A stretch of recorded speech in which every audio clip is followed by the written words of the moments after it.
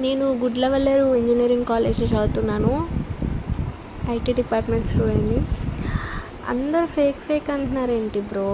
ఇక్కడ ఉంది మేము హాస్టలర్. నేను ఏం జరుగుతుందో నాకు తెలుసు ఇక్కడ. అంటే నాకంటే మా అందరికీ తెలుసు ఇక్కడ ఏం జరుగుతుంది.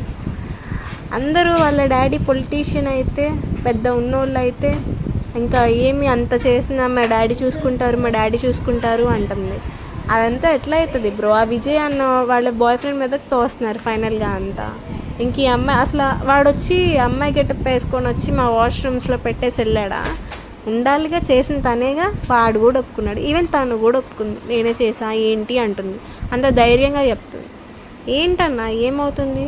బయటంతా ఫేక్ అంటారేంటి? ఇక్కడ ఉంటుంది మేము, బయట నుంచి చూసేది వాళ్ళకేం తెలుసు? భయపడుతున్నారంటే భయపడుతున్నాం, ఫేక్ అని తెలిసి భయపడుతున్నావా? మేమంతా పిచ్చోళ్ళమా ఇక్కడ ఉన్న వాళ్ళంతా?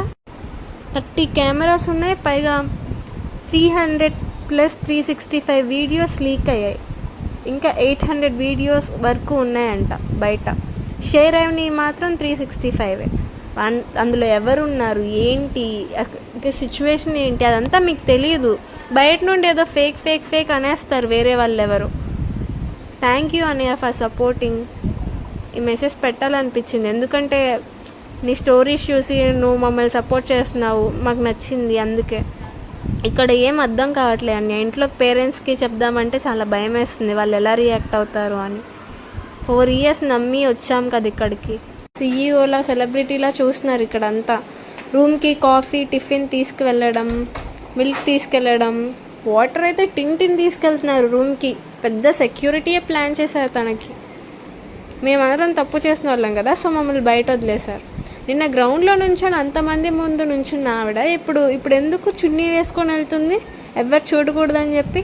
What's the reason behind that? నిన్న పోలీసులు ఏమో మా దగ్గర గ్రౌండ్లో ఏమో అతను చేసిన తప్పే, మాకు ప్రూఫ్స్ ఉన్నాయి, మేము ఇన్వెస్టిగేషన్ చేస్తామన్నారు. మళ్ళీ పర్సనల్గా లోపలికి పిలిచి ఇదంతా ఫేక్, ఒక రూమర్ అంటారేంటి అంటే ఒక 5 minutesకి వాళ్ళ డిస్కషన్లో మొత్తం చేంజ్ అయిపోయిందా?